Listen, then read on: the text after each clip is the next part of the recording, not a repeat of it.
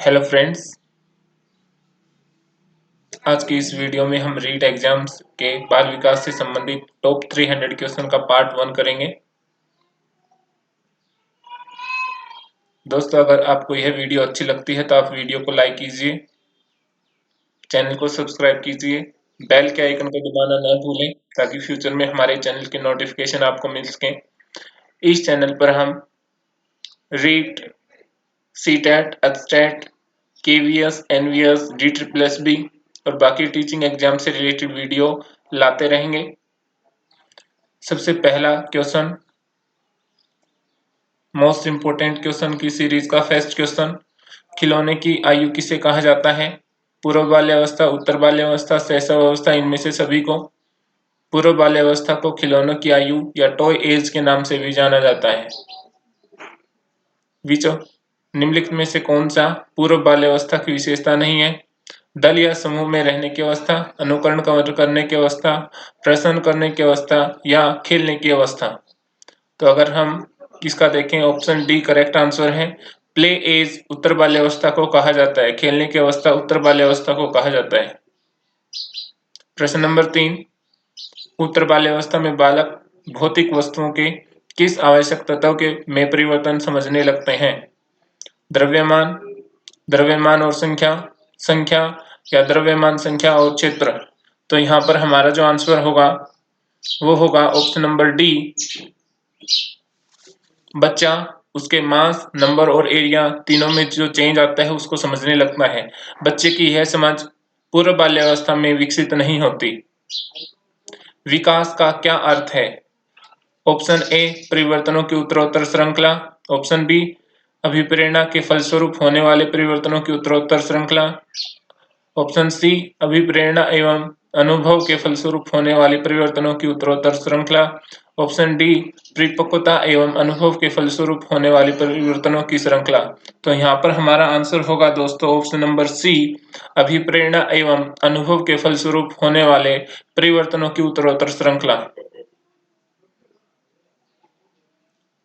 विकास के संदर्भ में निम्न में से कौन सा सत्य नहीं है? विकास की प्रत्येक अवस्था के अपने खतरे होते हैं। विकास उकसाने या बढ़ावा देने से नहीं होता है। विकास सांस्कृतिक परिवर्तनों से प्रभावित होता है। विकास की प्रत्येक अवस्था की अपनी विशेषताएं होती हैं। तो डेफिनेटली विकास की प्रत्येक अवस्था की अपनी विशेषताएं होती हैं और विकास सांस्कृतिक परिवर्तनों से भी प्रभावित होता है और विकास की प्रत्येक अवस्था के अपने खतरे होते हैं। तो यहाँ पर हमारा जो आंसर होगा वो होगा ऑप्शन नंबर 2, विकास उकसाने या बढ़ावा देने से नहीं होता है, जबकि हम बढ़ावा देकर या उकसाने पर विकास की दर को परिवर्तित कर सकते हैं। निम्न में से कौन सा विकासात्मक कार्य उत्तर बाल्यावस्था के लिए उपयुक्त नहीं है? तो उत्तर बाल्यावस्था के अंदर सामान्य खेलों के लिए आवश्यक शारीरिक कुशलताएं सीखना जरूरी होता है। पुरुष उचित या स्त्री उचित सामाजिक भूमिकाओं को प्राप्त करना। तो यह आपका आंसर यही होगा कि उत्तर बाल्यावस्था में बच्चे के लिए जरूरी नहीं है कि वो पुरुषों के अनुरूप या स्त्रियों के अनुरूप सामाजिक भूमिकाओं को प्राप्त करें। व्यक्तिगत आत्मनिर्भरता प्राप्त कर सकता है बच्चा। बच्चा अपने अहम उम्र साथियों के साथ भी खेल सकता है। तो आपका जो आंसर होगा वो आंसर होगा बी, पुरुषोचित या स्त्री उचित सामाजिक भूमिकाओं को प्राप्त करना। दोस्तों, क्वेश्चन नंबर 7, सामाजिक परिवर्तन से पहले प्रशिक्षित करना।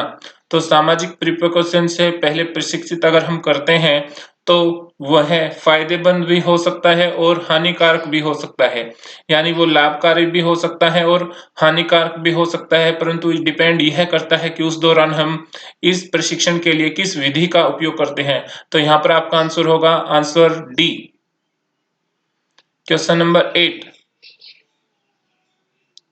5 वर्ष का राजू अपनी खिड़की के बाहर तूफान को देखता है। बिजली चमकती है, कड़कने की आवाज आती है, राजू शोर सुनकर उछलता है। बार बार यह घटना होती है। फिर कुछ शांति के पश्चात बिजली कड़कती है। राजू बिजली की गर्जना सुनकर उछलता है। राजू का उछलना किस प्रकार के सिद्धांत का उदाहरण है? तो यह उदाहरण है दोस्तों, अगर आपने अनुबंधन से रिलेटेड सिद्धांत अगर आपने पढ़े हैं तो आपको यह याद आएगा कि यह क्लासिकल कंडीशनिंग का उदाहरण है जो कि पावलोव ने दी थी। पावलोव ने क्लासिकल कंडीशनिंग के बारे में बताया था? शास्त्रीय अनुबंधन। तो हमारा आंसर होगा ऑप्शन ए, शास्त्रीय अनुबंधन। क्वेश्चन नंबर 9 दोस्तों, सकारात्मक दंड का निम्न में से कौन सा उदाहरण है? सकारात्मक दंड, पॉजिटिव पनिशमेंट, मित्रों के द्वारा उपहास या मजाक करना, मित्रों के साथ समय बर्बाद करना, मीन मेख निकालना बंद करना, या इनमें से सभी। तो आपका जो आंसर होगा वो होगा ऑप्शन ए, मित्रों के द्वारा उपहास करना। निम्न में से कौन सा अभिप्रेरणा एक प्रक्रिया के संदर्भ में उपयुक्त नहीं है? तो हमें अभिप्रेरणा के बारे में बताना है कि अभिप्रेरणा के बारे में इनमें से कौन सा कथन गलत है। यह व्यक्ति को लक्ष्य की ओर ले जाती है, बिल्कुल लेकर जाती है। यह व्यक्ति की शारीरिक आवश्यकताओं की संतुष्टि करती है, अभिप्रेरणा शारीरिक आवश्यकताओं की संतुष्टि करती है। यह मनोवैज्ञानिक आकांक्षा को प्राप्त करने में सहायता करती है। ऑप्शन डी, यह व्यक्ति को अप्रिय स्थिति से दूर रखता है। तो हमारा जो आंसर होगा वो होगा ऑप्शन डी, अभिप्रेरणा में जरूरी नहीं है कि वो व्यक्ति को हमेशा अनप्लीजेंट सिचुएशन से दूर रखें। व्यक्ति को अपनी अभिप्रेरणा की वजह से कई बार अनप्लीजेंट सिचुएशन का सामना भी करना पड़ता है यदि उसके लक्ष्य बड़े हों तो। क्वेश्चन नंबर 11, किसी उद्दीपन के निरंतर दिए जाने से व्यवहार में होने वाला अस्थायी परिवर्तन। अगर परिवर्तन दोस्तों स्थायी होता है तो परिवर्तन अगर स्थायी होता है तो वह कहलाएगा अधिगम। बट यहाँ पर इन्होंने बताया कि अस्थायी परिवर्तन, तो अस्थायी परिवर्तन को हम अभ्यस्तता का नाम दे सकते हैं, हैबिट फॉर्मेशन या हैबिचुएशन। तो यहाँ पर हमारा आंसर होगा ऑप्शन ए। 12 का आंसर देखिए, विद्यार्थियों की अभिव्यक्तियों में परिवर्तन के लिए निम्न में से किस विधि का प्रयोग अध्यापक को नहीं करना चाहिए? तो अध्यापक को किस किस विधि का प्रयोग नहीं करना चाहिए? अध्यापक को जबरदस्ती उनके ऊपर अपने विचार नहीं थोपने चाहिए, अध्यापक को उनको कभी सजा नहीं देनी चाहिए, अध्यापक को उनके विचारों की प्रशंसा करनी चाहिए, उनके विचारों को भी मान्यता देनी चाहिए। तो यहाँ पर हम देखते हैं क्या क्या ऑप्शन है। दबाव से किसी बात या विचार के लिए राजी करना, तो इस विधि का प्रयोग उसको बिल्कुल भी नहीं करना चाहिए। किसी विचार को दोहराना और दृढ़तापूर्वक व्यवहार, किसी प्रशंसीय व्यक्ति के द्वारा समर्थन एवं स्वीकृति, संदेश के साथ सहचर्य स्थापित करना। तो दोस्तों 12 का हमारा आंसर होगा, जो कि बहुत आसान क्वेश्चन है, दबाव से किसी बात या विचार के लिए राजी अध्यापक को कभी भी बच्चों को नहीं करना चाहिए। तो इससे रिलेटेड क्वेश्चन हमेशा आता है, किसी भी टीचिंग एग्जाम में ऐसे क्वेश्चन जरूर आते हैं जहां पर हमें एक आदर्श अध्यापक के तौर पर बच्चे के विचारों को मान्यता देनी है और एक सुविधादाता, एक फैसिलिटेटर की भूमिका ही अदा करनी है। क्वेश्चन नंबर 13, उपलब्धि अभिप्रेरक के संबंध में निम्न में से कौन सा कथन सही है? ऑप्शन ए, उपलब्धि अभिप्रेरक जीवित रहने के लिए आवश्यक है। यदि व्यक्तिगत क्षमताओं को संतुष्टि महत्वपूर्ण है तो उपलब्धि अभिप्रेरक को विकास अभिप्रेरक कहा जा सकता है। यदि व्यक्तियों के मध्य प्रतियोगिता पर बल है तो उपलब्धि अभिप्रेरक को सामाजिक अभिप्रेरक भी कहा जा सकता है। और ऑप्शन डी है इनमें से सभी। तो दोस्तों हमारे सभी आंसर सही हैं, तो हमारा जो आंसर होगा वो होगा डी। 6 से 10 वर्ष की आयु में बालक रुचि लेना प्रारंभ करता है, धर्म में, मानव शरीर में, यौन संबंधों में, विद्यालय में। तो आपके जो ऑप्शन ए, सी और बी हैं वो तीनों गलत हैं। तो हमारा आंसर होगा विद्यालय में। बच्चे को स्कूल जाना अच्छा लगता है उस दौरान।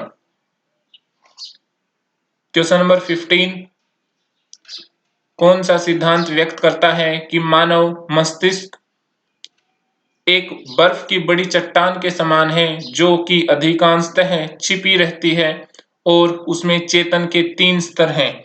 तो दोस्तों ये काफी इंपॉर्टेंट क्वेश्चन है, जो जहां कहीं भी आता है कि चेतन के 3 स्तर हैं, यह किस सिद्धांत में दिया गया है? तो आपका आंसर होगा मनोविश्लेषण सिद्धांत। मनोविश्लेषण सिद्धांत।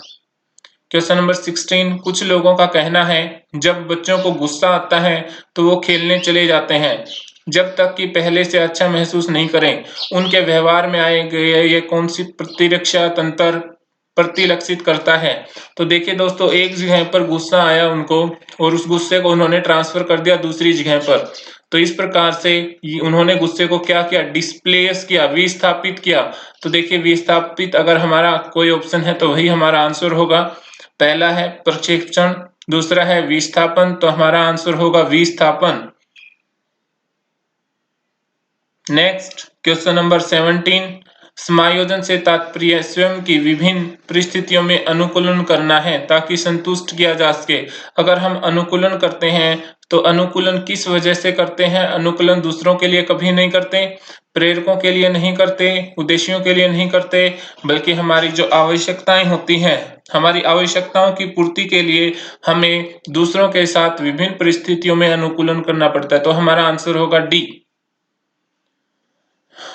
निम्न में से कौन सा व्यवहार भावनात्मक बाधा को प्रदर्शित नहीं करता? तो भावनात्मक बाधा को प्रदर्शित बाल अपराधी भावनात्मक रूप से कमजोर होते हैं, भावनात्मक बाधा को प्रदर्शित करता है। कमजोरों को डराना, तो कमजोरों को डराना भी भावनात्मक बाधा को प्रदर्शित करता है। भगोड़ापन भी, लेकिन स्वालीनता मतलब थोड़ा सा शर्म की भावना, तो यह भावनात्मक विकास, भावनात्मक बाधा को प्रदर्शित नहीं करता। तो हमारा आंसर होगा ऑप्शन डी। नेक्स्ट दोस्तों, निःशक्त बालकों की शिक्षा के लिए प्रावधान किया जाता है। तो यह क्वेश्चन हमेशा यहाँ से आपका यह जो टॉपिक है इससे हमेशा एक क्वेश्चन आएगा जिसको हम बोलते हैं इंक्लूसिव एजुकेशन। तो इंक्लूसिव एजुकेशन से ये जो क्वेश्चन है आपका, तो हमारा आंसर होगा समावेशित शिक्षा या इंक्लूसिव एजुकेशन। निम्न में से कौन सी मानसिक मंदता की विशेषता नहीं है? मानसिक रूप से मंदता, मेंटल रिटार्डेशन की विशेषता नहीं है। मेंटली रिटार्ड बच्चा की बुद्धि लब्धि 25 से 70 के बीच होती है, तो यह विशेषता है। धीमी गति से सीखना और दैनिक जीवन की क्रियाओं को नहीं कर पाना, धीमी गति से सीखता है। वातावरण के अनुकूलन में कठिनाई आती है। अंतर्व्यक्तिक संबंधों का कमजोर होना, तो यह जरूरी नहीं है कि उसके इंटरपर्सनल रिलेशंस कमजोर हो। यह जो व्यक्ति मानसिक मंदता का शिकार नहीं है उसके भी अंतर्व्यक्तिक संबंध कमजोर हो सकते हैं। तो हमारा आंसर होगा डी। 21 का देखिए, विद्यार्थियों के अच्छे मानसिक स्वास्थ्य को बनाए रखने के लिए निम्न में से कौन सा तरीका अधिक महत्वपूर्ण है? सह शैक्षणिक क्रियाओं का प्रावधान, अभिव्यक्ति की स्वतंत्रता, रुचि की भिन्नता, अध्यापक की भूमिका और विद्यालय वातावरण। तो हमारा आंसर होगा अध्यापक की भूमिका और विद्यालय वातावरण। अगर एक अच्छा अध्यापक है तो वह यह ध्यान जरूर देगा कि उसके बच्चों का, उसके विद्यार्थियों का मानसिक स्वास्थ्य अच्छा बना रहे। कमजोर वर्ग के बालक से क्या तात्पर्य है? ऐसे अभिभावक जिनकी वार्षिक आय कम हो, ऐसे अभिभावकों के बालक जो वंचित वर्ग से आते हों, ऐसे अभिभावकों के बालक जो गरीबी रेखा से नीचे आते हों, या ऐसे अभिभावकों के बालकों से जो सरकार द्वारा निर्धारित न्यूनतम सीमा की वार्षिक आय से नीचे के वर्ग से आते हैं। तो हमारा आंसर होगा डी। शिक्षा का अधिकार अधिनियम, एक क्वेश्चन दोस्तों यहां से हमेशा जरूर आएगा आपके RTE 2009। तो 2009 में जो शिक्षा का अधिकार पारित हुआ था अधिनियम, उससे एक क्वेश्चन जरूर आएगा। कक्षा 1 से कक्षा 5 तक यदि प्रवेश दिए गए विद्यार्थियों की संख्या 200 से अधिक है तो विद्यार्थी अध्यापक अनुपात क्या होगा?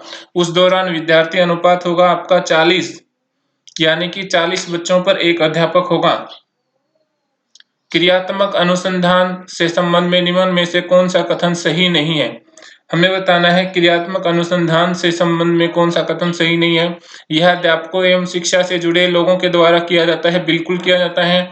यह किसी विशेष समस्या के लिए, तो विशेष समस्या के समाधान के लिए भी करते हैं हम। व्यापक स्तर पर निर्णय लेने के लिए सूचना संकलन का कार्य इसमें किया जाता है। तो दोस्तों इसमें व्यापक स्तर पर निर्णय लेने के लिए सूचना संकलन का कार्य नहीं किया जाता। तो हमारा जो आंसर है वो होगा सी। नेक्स्ट क्वेश्चन, क्वेश्चन नंबर 25, निम्न में से कौन सा कथन शिक्षण के बारे में सत्य नहीं है? शिक्षण को सुधारा, शिक्षण में सुधार किया जा सकता है, शिक्षण को सुधारा जा सकता है। शिक्षण औपचारिक और अनौपचारिक दोनों रूप से है। शिक्षक विज्ञान के साथ साथ कला भी है। शिक्षण एक अनुवेशन है। तो यहाँ पे देखिए आपका जो क्वेश्चन है कि एक आदर्श शिक्षक की भूमिका, तो उससे रिलेटेड क्वेश्चन जरूर आता है एग्जाम में। ऑप्शन डी आपका करेक्ट आंसर है। शिक्षक टीचिंग जो है वो इंस्ट्रक्शन नहीं होनी चाहिए। शिक्षक को अपनी सुविधादाता की भूमिका ही अदा करनी चाहिए, फैसिलिटेटर की। उसको क्लास में डिक्टेटरशिप नहीं करनी चाहिए। क्वेश्चन नंबर 26, एनसीएफ 2005 में गुणवत्ता आयाम शीर्षक के अंतर्गत अधिक महत्व दिया गया है। तो भौतिक संसाधनों को, शिक्षित एवं अभिप्रेरित अध्यापकों को, बालकों के लिए ज्ञान के संदर्भ में संरचित अनुभवों को, या बालक के लिए संरचित अनुभव और पाठ्यक्रम सुधार को। तो आपका आंसर होगा गुणवत्ता आयाम के अंदर ऑप्शन डी, यानी कि बालकों के संरचित अनुभव एवं पाठ्यक्रम सुधार को महत्व दिया गया है। फिर नेक्स्ट क्वेश्चन फिर से एनसीएफ के ऊपर। तो एनसीएफ के ऊपर भी क्वेश्चन आते हैं, 1 से 2 क्वेश्चन जरूर आएंगे एग्जाम में। एनसीएफ 2005 में किस परीक्षा संबंधी सुधारों को सुझाया गया? कक्षा 10 की ऐच्छिक परीक्षा कि बच्चा अगर देना चाहता है तो बोर्ड एग्जाम दे सकता है, नहीं तो वह बोर्ड एग्जाम से उसको मुक्त किया जा सकता है। विद्यालयी शिक्षा की विभिन्न अवस्थाओं पर राज्य स्तर की परीक्षा का संचालन, तो ये बिल्कुल भी नहीं है। प्रतियोगी प्रवेश परीक्षाओं की ऐच्छिक, तो प्रतियोगी प्रवेश परीक्षाओं को अगर ऐच्छिक बना दिया जाए तो कोई रीट एग्जाम देना ही नहीं चाहेगा। सीधे रीट, सीटेट, एचटेट बिना दिए हुए सीधे अध्यापक लगना चाहेंगे सभी। तो इनमें से सभी ये ऑप्शन भी नहीं है, तो हमारा ऑप्शन होगा ए। कक्षा 10 की परीक्षाओं को ऐच्छिक बनाने की सिफारिश की गई एनसीएफ 2005 में। दबाव को कम करने और परीक्षाओं में सफलता के लिए क्या आवश्यक है? कम अवधि की परीक्षाओं में अंतरण, यानी कि अगर आपका एग्जाम 3 आवर्स का होता है तो उसको हम घटा के 1 घंटे का एग्जाम कर दें। विद्यालय शिक्षा की विभिन्न चरणों में परीक्षाओं का आयोजन, तो ये आपका आंसर नहीं होगा। वार्षिक एवं अर्धवार्षिक परीक्षाएं, ये भी नहीं होगा। दबाव को हमें कम करना है बच्चे के। विभिन्न परीक्षाओं के बीच विभिन्न एजेंसियों की स्थापना, नहीं, इससे दबाव बढ़ेगा। तो हमारा आंसर होगा ए, कम अवधि की परीक्षाओं में अंतरण। मूल्यांकन का क्या उद्देश्य होता है? एक क्वेश्चन हमारा इवैल्यूएशन या असेसमेंट से रिलेटेड जरूर आता है। कभी भी हमें बच्चे को कमजोर बच्चा या होशियार बच्चे के अंदर कैटेगराइज नहीं करना है। कभी भी हमें बच्चे को ग्रेड देने के लिए मूल्यांकन नहीं करना है। हमें बच्चे को मूल्यांकन इसलिए करना है ताकि हम यह जांच सके कि बच्चे को जो पढ़ाया जा रहा है, जिस तरीके से बच्चे को पढ़ाया जा रहा है, उसमें क्या क्या सुधार की आवश्यक है, ताकि शिक्षा अपने सभी उद्देश्यों को पूरा कर सके। तो ऑप्शन देखते हैं दोस्तों, बालकों को की धीमी गति से सीखने वाले और प्रतिभाशाली बालकों के रूप में लेबल करना। तो अभी बताया कि लेबल हमें नहीं करना है, लेबलिंग नहीं करना है, होशियार बच्चा, कमजोर बच्चा। जिन बालकों को उपचारात्मक शिक्षा की आवश्यकता है उनकी पहचान करना, अधिगम की कठिनाइयों व समस्या वाले क्षेत्रों को पता लगाना, उत्पादक जीवन जीने के लिए शिक्षा किस सीमा तक तैयार है, इसका पुष्टि पोषण करना। तो हमें जो शिक्षा है वो किस प्रकार से क्या तैयार है उत्पादक जीवन जीने के बनाने योग्य, तो आंसर होगा डी। नेक्स्ट क्वेश्चन, प्राथमिक विद्यालयों के बालकों के लिए निम्न में से किसे बेहतर मानते हैं? वीडियो निरूपण, प्रदर्शन, स्वयं के द्वारा किया गया अनुभव, या इनमें से कोई नहीं। तो यहाँ पर हमारा एक कॉन्सेप्ट आता है लर्निंग बाय डूइंग, यानी करके सीखना। और अगर कोई भी बच्चा लर्निंग बाय डूइंग से सीखता है तो वो कभी नहीं भूलता, यानी कि स्वयं के द्वारा किया गया अनुभव।